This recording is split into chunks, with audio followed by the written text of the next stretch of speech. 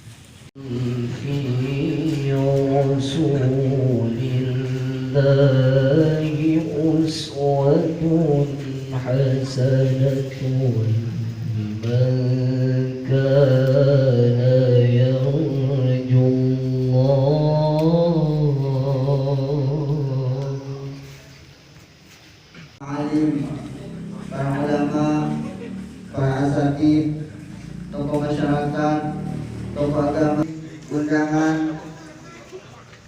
yang kami muliakan, diadakan oleh Jamaah Masjid Nurul Ikhlas.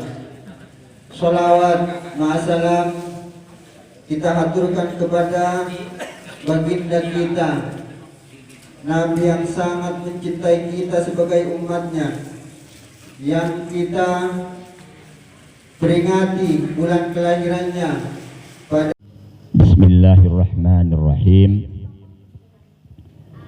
Laqad ja'akum rasulun min anfusikum azizun alaihi ma anittum harisun alaikum bil mu'minina raufur rahim.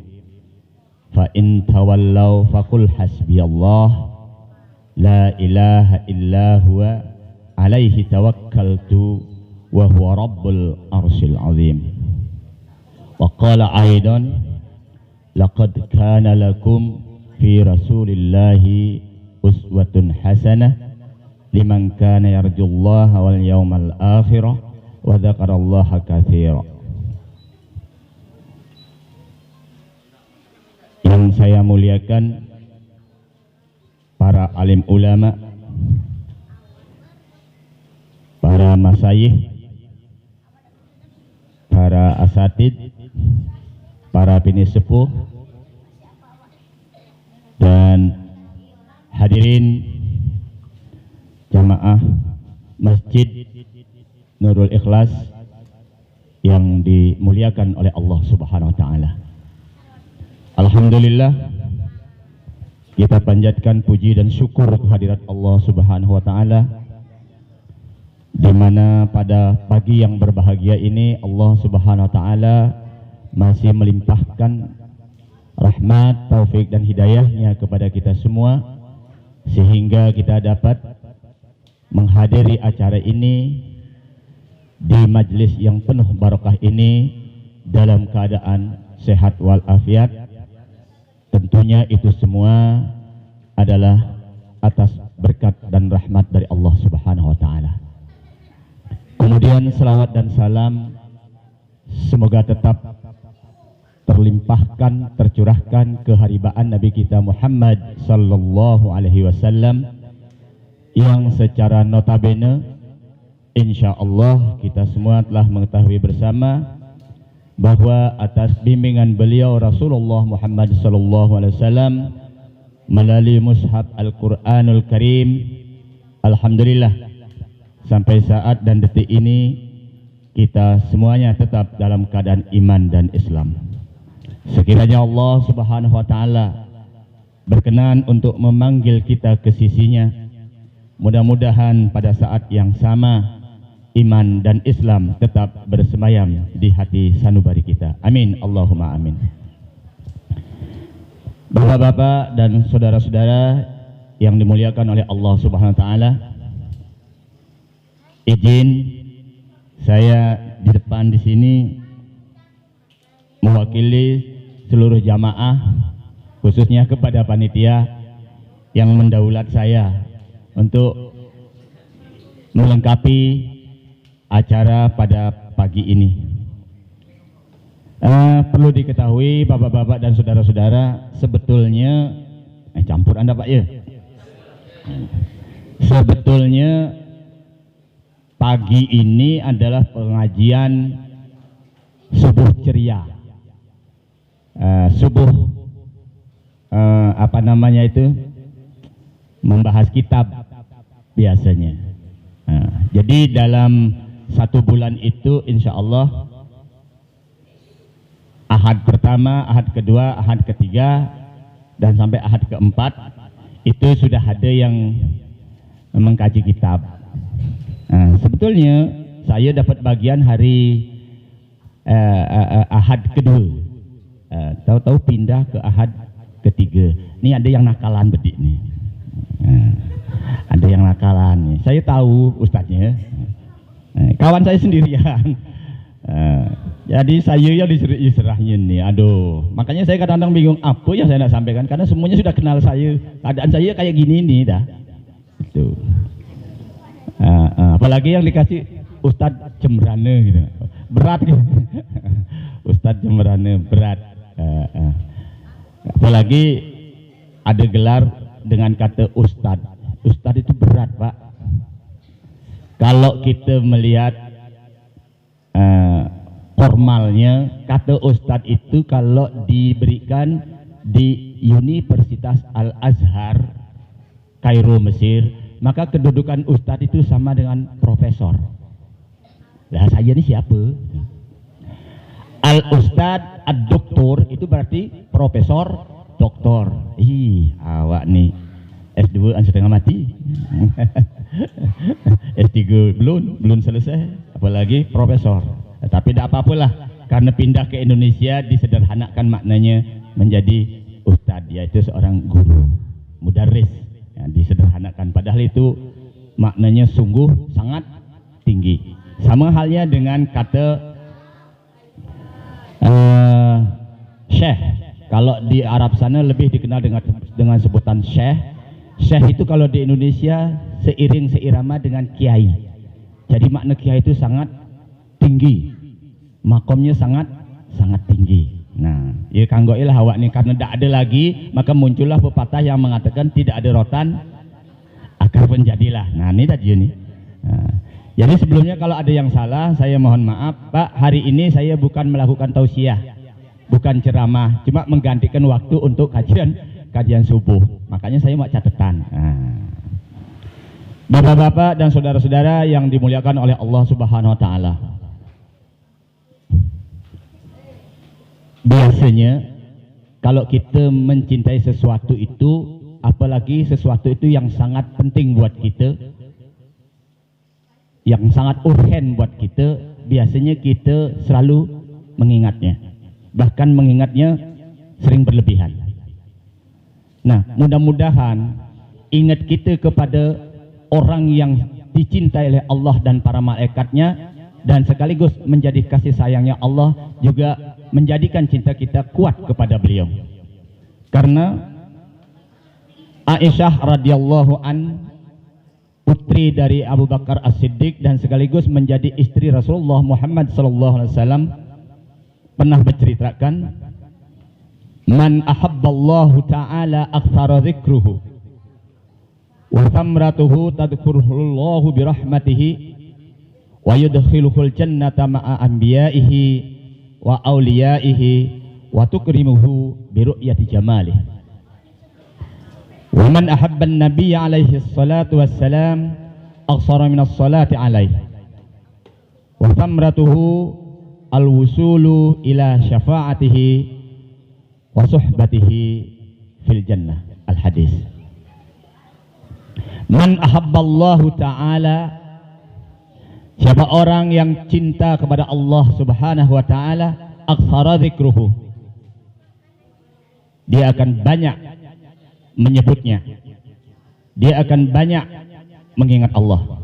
Wa thamratuhu, buah daripada banyak mengingat Allah itu adalah tazkurhullahu birahmatihi, maka Allah juga akan banyak mengingat orang tersebut dengan memberikan rahmat kepadanya.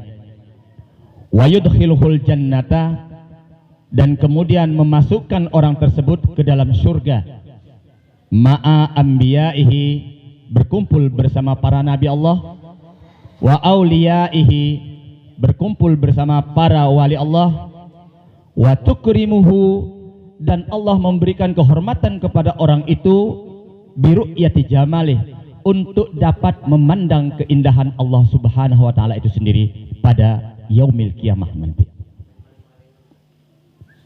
Wa man ahabban nabiyya alaihi salatu wassalam, dan siapa orang yang cinta kepada nabi, yakni Rasulullah Muhammad sallallahu alaihi wasallam, aqsara minas salati alaihi, maka hendaklah memperbanyak selawat kepadanya.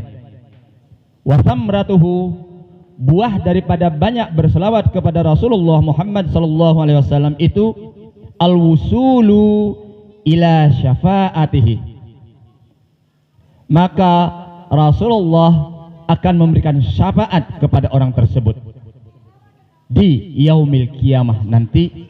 Wa suhbatihi fil jannah, kemudian berkumpul bersama para sahabat Nabi di dalam surganya Allah Subhanahu wa ta'ala. Kalau melihat informasi ini, tentu semua kita mendambakan ingin berkumpul kepada Rasulullah Muhammad sallallahu alaihi wasallam, ingin berkumpul kepada para nabi-nabi Allah yang lainnya, ingin berkumpul kepada para wali-wali Allah, yang tentunya orang-orang itu adalah orang-orang yang mulia di sisi Allah Subhanahu wa ta'ala. Mudah-mudahan dengan cintanya kita kepada Rasulullah Muhammad sallallahu alaihi wasallam, kita dimasukkan orang-orang yang nantinya akan berkumpul kepada mereka-mereka tersebut. Amin. Allahumma amin.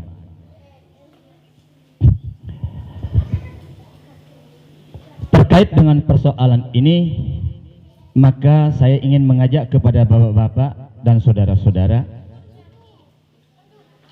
mengawalinya kajian ini dengan berselawat kepada Rasulullah Muhammad sallallahu alaihi wasallam. Saya yang memulainya, nanti kita sama-sama mengikutinya. Bismillahirrahmanirrahim. Salatullah, salamullah ala taha rasulillah. Salatullah, salamullah ala yasin habibillah, ala yasin habibillah. Ayo. Salatullah, salamullah ala taha rasulillah. Salatullah,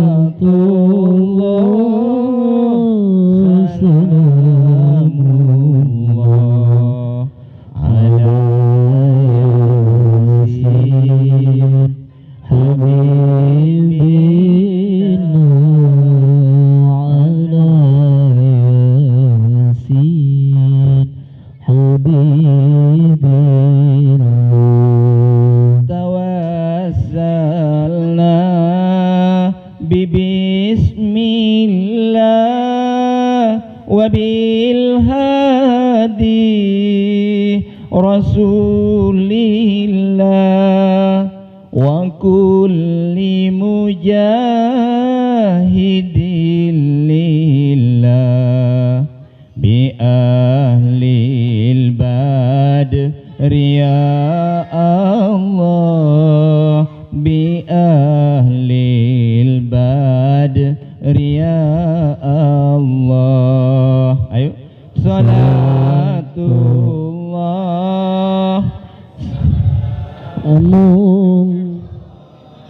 ala taha rasulillah salatullah salamu ala yasin habibillah ala yasin habibillah ilahi salimil ummah minal afati wan nikmah wa min hamin wa min ghummah bi ahlil badri ya Allah bi ahlil badri ya Allah salatu salamullah ala taha rasulillah salatullah salamullah ala yasin habibillah ala yasin habibillah ilahi najina wakshif jami'a adiyatin wasrif makaidal ida wal tuf bi ahlil badri ya Allah bi ahlil badri ya Allah salatullah salamullah ala taha rasulillah salatullah salamullah ala yasin habibillah ala yasin habibillah. Alhamdulillahi rabbil alamin. Mengapa kita mengawali kegiatan ini dengan banyak melantunkan selawat kepada Nabi? Karena selawat ini memiliki beberapa keutamaan. Selawat termasuk sunnah Nabi yang sangat dianjurkan dan di dalamnya mengandung berbagai macam keutamaan jika hal itu kita laksanakan. Selawat itu sendiri merupakan doa dan pujian untuk Nabi Muhammad SAW. Karena itu kalau berdasarkan ayat Al-Quran surat Al-Ahzab tersebut, maka selawat itu dibagi menjadi tiga. Satu, selawat yang datangnya dari Allah Subhanahu wa Ta'ala. Yang kedua, selawat yang datangnya dari malaikat. Dan yang ketiga, selawat yang datangnya dari umat Muhammad Rasulullah Sallallahu Alaihi Wasallam. Dari ketiga hal tersebut memiliki keutamaan. Yang pertama, dengan berselawat menunjukkan kepada kita bahwa kita menjalankan perintah Allah Subhanahu wa Ta'ala. Innallaha wa malaikatahu yusalluna 'alan nabi ya ayyuhalladzina amanu sallu 'alaihi wa sallimu taslima. Sesungguhnya Allah Subhanahu wa Ta'ala dan para malaikatnya yusalluna 'alan nabi, berselawat kepada nabi. Ya ayyuhalladzina amanu, wahai orang-orang yang beriman, sallu 'alaihi wa sallimu taslima. Maka berselawatlah engkau kepada nabi dan berikanlah penghormatan dalam bentuk salam yang penuh dengan hormat. Itulah makanya kita dianjurkan banyak-banyak berselawat kepada Rasulullah Muhammad sallallahu alaihi wasallam. Walaupun bukan dalam bentuk peringatan Maulid seperti ini, tapi dalam sendiri, dalam diam, bahkan dalam bekerja pun kita bisa berselawat kepada Rasulullah Muhammad sallallahu alaihi wasallam. Paling tidak selawat yang paling pendek. Allahumma salli ala sayyidina Muhammad wa ala ali sayyidina Muhammad. Ya, dalam diam, dalam bergerak, sekalipun itu juga hanya terpetik di dalam hati, tidak terucap dalam lisan. Maka itu sebagai tanda bahwa kita cinta kepada Rasulullah Muhammad sallallahu alaihi wasallam. Terus yang kedua, dibalas berkali lipat oleh Allah Subhanahu wa Ta'ala. Di dalam sebuah hadis yang diriwayatkan oleh Imam Muslim, man shalla alayya wahidan sallallahu alaihi asran. Siapa orang yang berselawat kepadaku satu kali, Allah akan berselawat kepadanya 10 kali.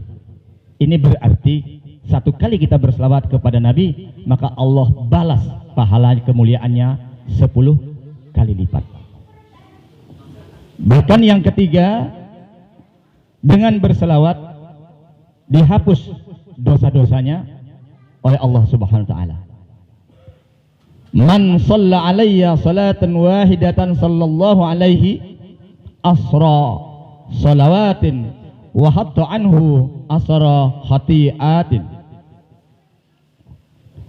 Siapa orang yang berselawat kepadaku satu kali, niscaya Allah berselawat kepadanya 10 kali dan menghapus dosanya sebanyak 10 kali dosa yang pernah ia lakukan. Hadis ini diriwayatkan oleh Imam Ahmad. Yang keempat, orang yang berselawat itu diangkat derajatnya oleh Allah Subhanahu wa Ta'ala. Man shalla alayya salatan wahidatan sallallahu alaihi asra salawatin wa huttat anhu asru khati'atin wa rufi'at lahu asru darajatin. Siapa berselawat kepadaku satu kali, niscaya Allah berselawat kepadanya 10 kali selawat, menghapus darinya 10 kali dosa dan mengangkat derajatnya 10 kali derajat. Itu hadis diriwayatkan oleh Imam An-Nasai. Kemudian yang kelima, orang yang berselawat itu memperoleh syafaat dari Rasulullah sallallahu alaihi wasallam. Aulan nasi bi yaumil qiyamati aktsaruhum alayya salatan. Orang yang paling berhak mendapatkan syafaatku pada hari kiamat adalah orang yang paling banyak berselawat kepadaku. Hadis ini diriwayatkan oleh Imam Tirmidzi. Kenapa saya baca begini? Karena saya tidak tausiah, pengganti kajian subuh. Yang keenam, orang yang berselawat menjadi orang yang paling dekat dengan Nabi. Akthiru alayya minas salati fi kulli yaumi jum'atin fa inna salata ummati tu'aradu alayya fi kulli yaumi jum'atin faman kana aktsarahum alayya salatan kana aqrabahum minni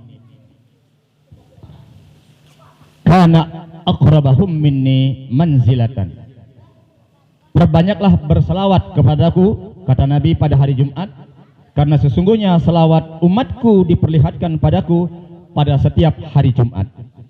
Siapa saja yang paling banyak berselawatnya, maka ia menjadi orang yang paling dekat kedudukannya di sisiku. Hadis ini diriwayatkan oleh Imam Baihaqi. Berikutnya yang ketujuh, orang yang berselawat itu menjadi sarana terkabulnya doa. Kullu du'aun mahbubun hatta yusalli ala Muhammadin. Setiap doa akan terhalang hingga diucapkan selawat kepada Muhammad sallallahu alaihi wasallam. Ini juga hadis yang diriwayatkan oleh Imam Tabrani. Dan yang terakhir, orang yang berselawat itu diberikan jalan menuju surga. Man dzukirtu indahu fa khati'a as-salata alayya khati'a tariqal jannah. Siapa yang aku disebutkan di sisinya lalu ia tidak mengucapkan selawat kepadaku, maka ia akan disimpangkan dari jalan surga. Artinya dia akan dijauhkan dari jalan menuju surganya Allah Subhanahu wa taala.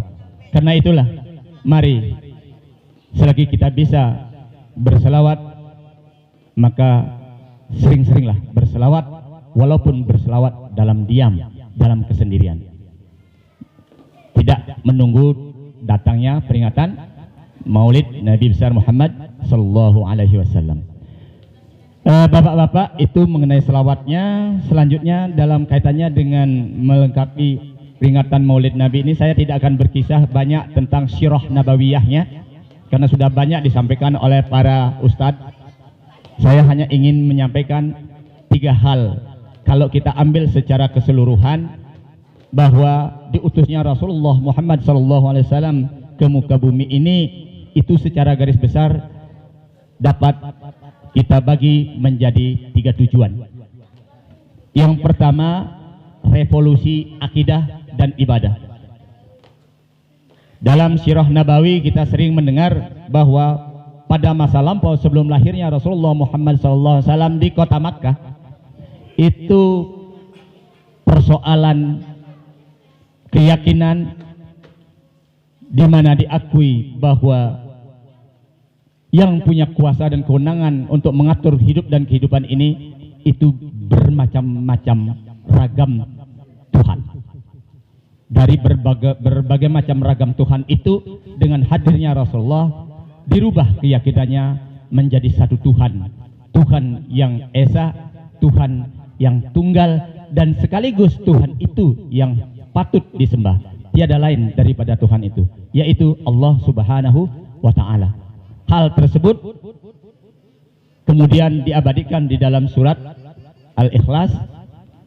Qul huwallahu ahad, Allahus samad, lam yalid walam yulad walam yakul lahu kufuwan ahad. Saya kira semua kita sudah mengenal itu.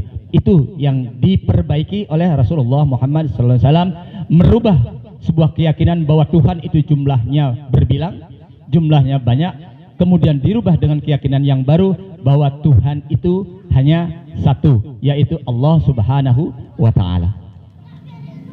Terus yang kedua, memperbaiki kehidupan sosial kemasyarakatan. Pada masa itu kita mengetahui strata kehidupan itu sangat berbeda antara satu orang dengan yang lainnya. Yang menyebabkan terjadinya perbedaan yang sangat nyata itu adalah terkait dengan adanya diskriminasi, persoalan keturunan dan harta kekayaan. Kalau yang sudah rendah terus keinjek.